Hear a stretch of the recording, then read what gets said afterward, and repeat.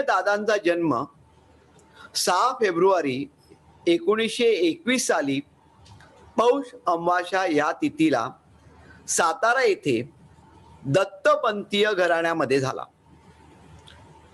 2020 सालच्या पौष अमावास्येला वंदनीय दादांच्या जन्मशताब्दी वर्षाचा प्रारंभ झाला व आजच्या दिवशी त्याची समाप्ती होत आहे.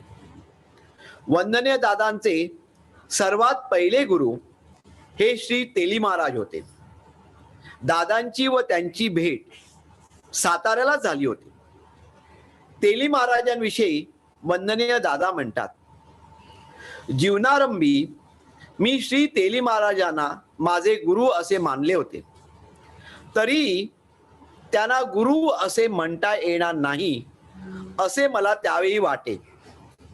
कारण त्यांची माझी भेट झाल्यावर ते जे बोलत असत ते ज्ञान होते, पण त्यावेळी माझी पात्रता नसल्यामुळे मला त्या शब्दांचा बोध आज 50 वर्षांनी झाला. तेव्हा ते गुरु होते असे मी आता म्हणू लागलो. गुरु याचा अर्थ जीवनात स्थित्यंतर होणे. जगतामध्ये बहुसंख्य लोक जे जन्माला येतात त्यांचा जन्म आत्मा ह्या अवस्थेत नसतो, जीव किंवा जीवात्मा या अवस्थेत असतो. जन्म झाल्यानंतर त्या जीवाचे स्थित्यंतर जर झाले तर त्या जीवाचा विकास होतो व अशा अनेक जन्मानंतर त्याचे आत्मा ह्या अवस्थेमध्ये रूपांतर होते.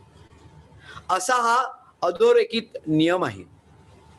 परंतु जेव्हा अडीअडचणी निमित्ताने सद्गुरूंची भेट होते तेव्हा ती भेट केवळ अडचण निवारण करण्यासाठी नसून जो जीव जन्माला येतो त्याचे स्थित्यंतर व्हावे यासाठी ती झालेली असते.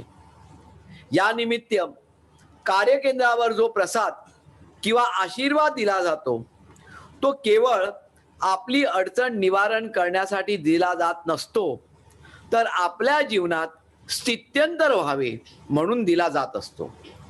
प्रथम अवस्थेत ही स्थित्यंतरे जीव, जीवात्मा, आत्मा अशी व्हावयास पाहिजे. त्यासाठी जी ओंकार साधना, आरती साधना, मुलाखत साधना व वर्षाकाठी जी संमेलने होतात त्यांचा लाभ घेऊन आपल्यावर संस्कार करून घेत आपल्या ठिकाणी जो जीव असतो तो आपणहून आपले स्थित्यंतर करून घेत असतो. हे स्थित्यंतर जर ह्या जन्मात झाले नाही तर अनेक जन्मापर्यंत होणार नाही याची जीवाला जाण असते. याचे कारण गुरूंची परत भेट कोणत्या जन्मात होईल हे सांगता येत नाही. पुढे अनेक जन्मापर्यंत वाट बघावी लागेल हे त्याला ज्ञात असते. पण असे जीवात्मा ते आत्मा जे स्थित्यंतर होण्याचे मरणोत्तर जीवनानंतर तो आत्मा परलोकात जातो व तिथे आत्मा म्हणून राहतो व जेव्हा जन्म घेण्याची इच्छा होते त्यावेळी तो परत जीव किंवा जीवात्मा म्हणून इहलोकात येत नाही, तर तो आत्मा म्हणूनच जन्माला येतो.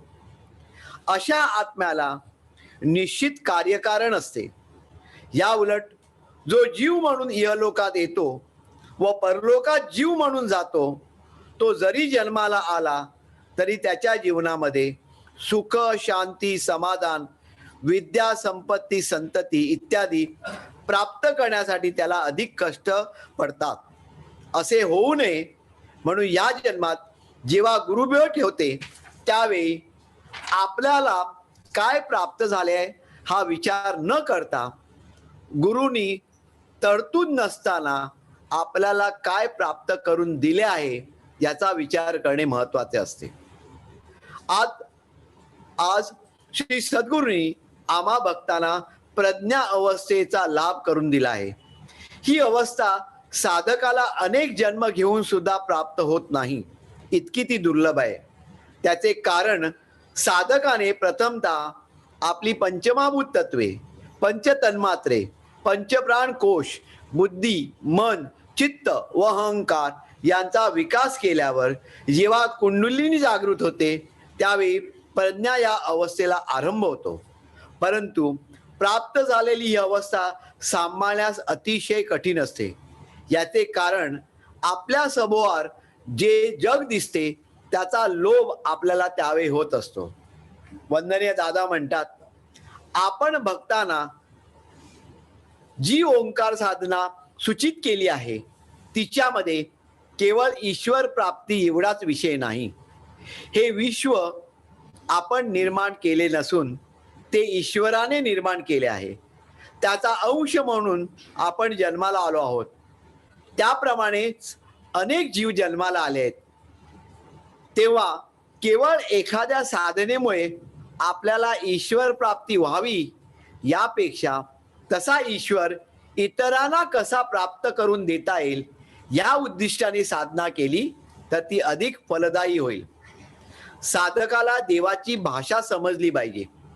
आपल्या नित्य जीवनात आपले इष्टमित्र आप्त जे आपल्याशी बोलतात ती भाषा शाब्दिक आहे, त्यामध्ये संकेत नसतो.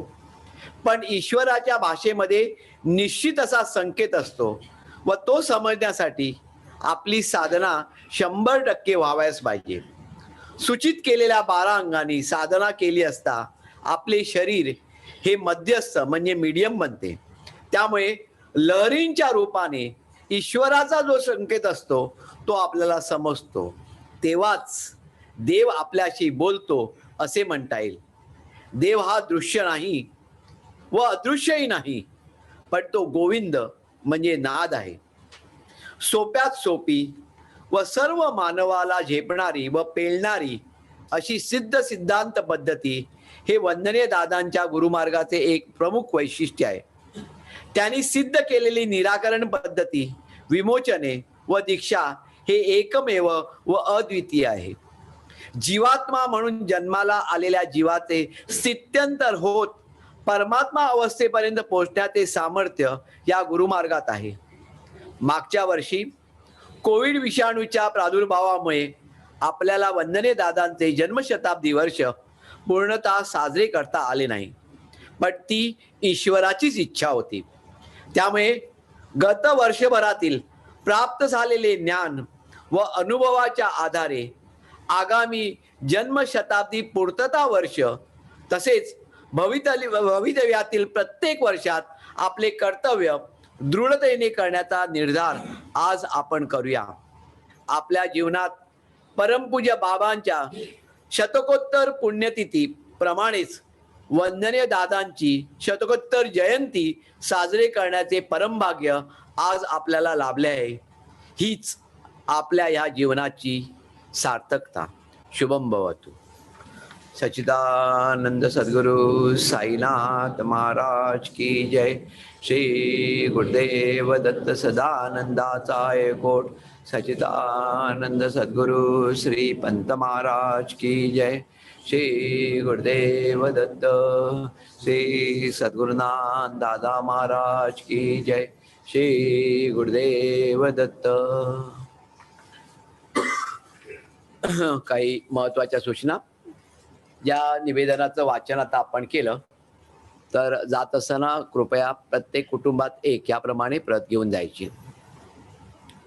आता आपण निवेदनामध्ये वाचन केलं त्याप्रमाणे मागच्या वर्षी वंदनीय दादांच्या जन्मशताब्दी वर्षाला प्रारंभ झाला होता आणि वर्षभरामध्ये आपण उपक्रम करणार होतो, परंतु कोविडच्या प्रादुर्भावामुळे जेवढे आपण ठरवले होते तेवढे उपक्रम मागच्या वर्षी होऊ शकले नाही.